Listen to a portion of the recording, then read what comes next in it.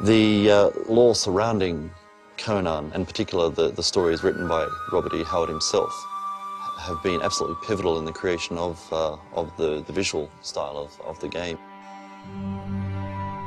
Now, translating all of this information written through thousands of pages and into actual game graphics, game mechanics is a daunting task in itself. The descriptions are open enough to allow interpretation, yet precise enough to know what kind of look and what kind of cultures we're dealing with. It's taken us nearly 4 years to do, but I think we brought out the essence of his novels.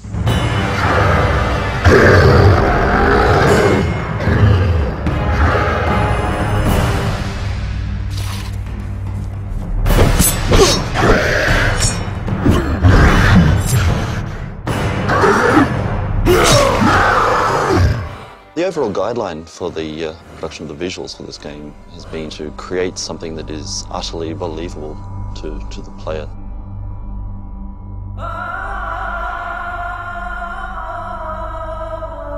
The main style of Age of Conan is realism. It's enhanced realism, a magic realism, as we call it. I would say that realism is a starting point with our game. But we've tried to take it beyond that, and part of that is through the mixing of very disparate, almost contradictory elements.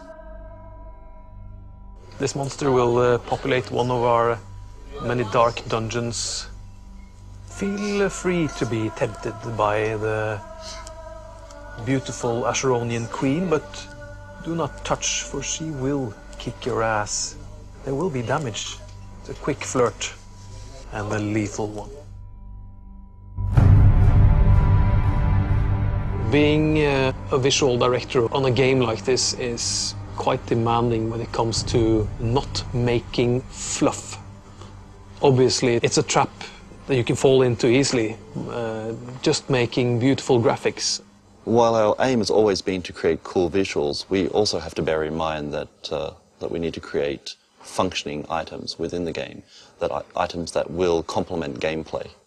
For this location here, which is a marketplace, basically, you need everything from the smallest cockroach to huge treasure chests and shelves and cloth and what have you. In the end, it's really all about, does the graphic serve a greater purpose? Does it serve the player and the player's experience more than being just nice backdrops, plates of scenery? You can see that the rough chip marks in the buildings, or with armor you can see the dent marks and the hand crafting. As you see, textures and the way they thatch their roofs, and it's all roughly executed.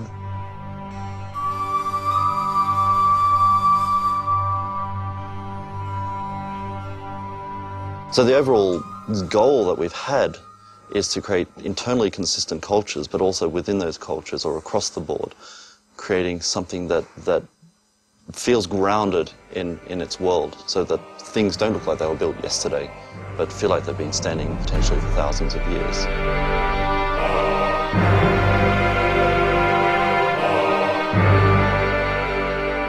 Now you can really see how they've patched up over time. Started with a rough foundation and then added details and improvised as time went by. It's actually quite a long and complex process to get an initial art direction and concept made as a fully functional asset in the game. For example, a monster or something to wear, armor. All of that needs to be made in several stages till it actually appears in the game as something that is usable.